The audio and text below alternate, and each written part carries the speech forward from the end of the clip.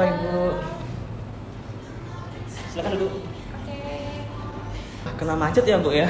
Iya nih, belakangan Singaraja itu macet banget. Oke, untuk mempersingkat waktu bisa dimulai ya. Saya mau tahu gimana perkembangan perusahaan kita, penjualannya, dan lain sebagainya. Kamu bisa jelaskan? Baik Ibu, tanpa lama-lama lagi saya akan mempersilahkan teman saya untuk memulai meeting hari ini. Silakan. Nah, Ibu bisa dilihat di sini. Ini adalah total sales quantity profit dan profit margin. Nah, berdasarkan tabel ini, total penjualan sum of sale mencapai 2.297 dolar. Nah, ini menunjukkan jumlah seluruh pendapatan kotor yang diperoleh dari penjualan produk.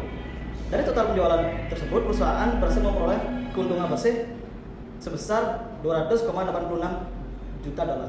Nah, sedangkan penjualan kuantiti kita sebesar 37,873 unit. Nah, ini memberikan gambaran umum bahwa volume penjualan kita cukup tinggi. Nah, namun keuntungan yang kita dapat dari profit margin sebesar 12%. Dapat disimpulkan bahwa keuntungan per unit pada penjualan kita ini tergolong rendah. Nah, dari keseluruhan data ini dapat disimpulkan bahwa bisnis ini memiliki tingkat penjualan yang sangat baik.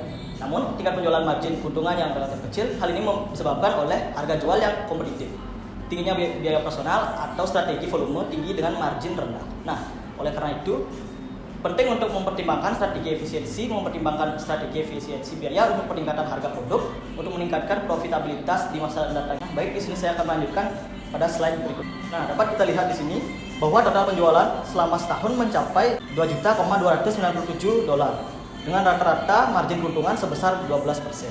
Nah, beberapa bulan menunjukkan kinerja penjualan yang tinggi, seperti bulan November, contohnya September dan Desember. Nah, margin keuntungan di bulan-bulan tersebut justru lebih rendah dibandingkan bulan lain, yaitu masing-masing hanya 10%. Selanjutnya, ini menunjukkan bahwa meskipun penjualan tinggi, biaya atau potongan harga mungkin juga tinggi sehingga mengurangi keuntungan. Baik, selanjutnya di sini saya akan menjelaskan pada slide selanjutnya. Nah, di sini dapat kita lihat total segmen dari customer memberikan kontribusi terhadap penjualan yakni sebesar 1.161 dolar atau setara 50% dari total penjualan. Nah, hal ini menunjukkan bahwa pelanggan individu merupakan pasar utama dari bisnis ini.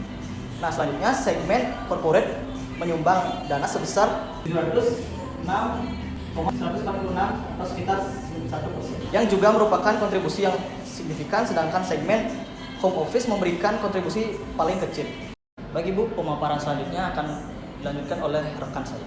Nah, baik Ibu, di sini saya akan menjelaskan top 10 total penjualan produk perusahaan kita. Nah, bisa Ibu lihat, di sini paling tertinggi penjualannya itu ada di produk Canon, yaitu sebesar 61.600 dolar. Nah, setelahnya diikuti dengan Veloz yang kedua, yaitu berada di posisi kedua. Selanjutnya yaitu ada kamera Chiso, yaitu ada di posisi ketiga.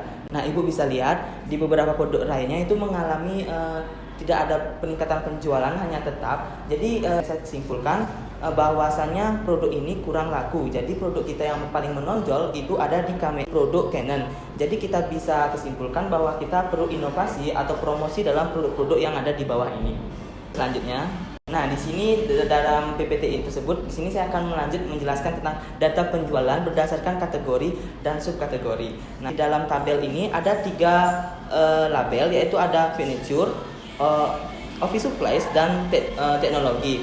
Nah, di sini kita bisa lihat dalam furniture itu mengalami kerugian atau minus, yaitu sebesar 17.725 dolar. Terus selanjutnya yaitu di office supply juga mengalami kerugian, yaitu sebesar 1.189. Ini tidak terlalu besar dibandingkan dengan furniture. Nah, yang selanjutnya ada teknologi. Nah, di teknologinya mendapatkan keuntungan. Apa demikian mendapatkan keuntungan? Bisa dilihat pada di teknologi itu yang paling menyumbangkan paling terbesar yaitu ada di Pons, yaitu sebesar 337 dolar. Nah, selanjutnya yang kedua ada di furniture, yaitu menyumbangkan CHS, yaitu sebesar 328.449 dolar. Nah, walaupun di sini kita mengalami banyak kerugian, tapi bisa dilihat juga dari grand total yang tadi saya sebutkan itu mengalami keuntungan. Nah, untuk selanjutnya akan dijelaskan oleh rekan saya. Baik, di sini saya akan melanjutkan data penjualan kita berdasarkan state dan region. Nah, data pada gambar ini menunjukkan rekapitulasi penjualan di wilayah bagian timur yang mencakup beberapa negara seperti Massachusetts, New York, dan Pennsylvania. Nah, total penjualan selama 1 tahun di wilayah ini mencapai 456,22 juta dolar. Dengan total keuntungan profit sebesar 65,264 juta dolar. Dengan total keuntungan yang terjual sebanyak 6.888 unit. Nah, rata-rata margin keuntungan atau profit margin untuk wilayah ini adalah 14%, yang termasuk dalam kategori yang cukup baik. Data penjualan selanjutnya akan dijelaskan oleh rekan saya. Ini saya akan kembali menjelaskan untuk data penjualan di bagian timur, negara bagian timur tersebut. Nah, bisa kita lihat Ibu, di bagian negara timur itu pada Januari itu mengalami penurunan, yaitu bisa dilihat dalam profit marginnya, yaitu mendapatkan minus 4%.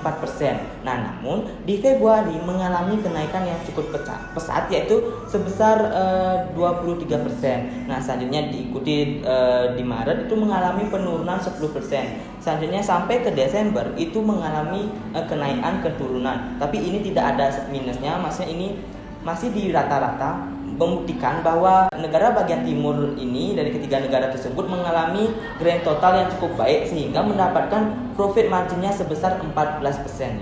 Oke, jadi penjualan perusahaan kita ini cukup baik ya, tapi ada beberapa produk yang menurun dan perlu ditingkatkan lagi. Terus mungkin kita juga bisa meningkatkan produk-produk ini ke depannya agar perusahaan kita itu penjualannya semakin baik. Untuk penjelasan kalian tadi saya sudah paham, dan mungkin saya bisa jadwalkan meeting ini kembali untuk mengetahui perkembangan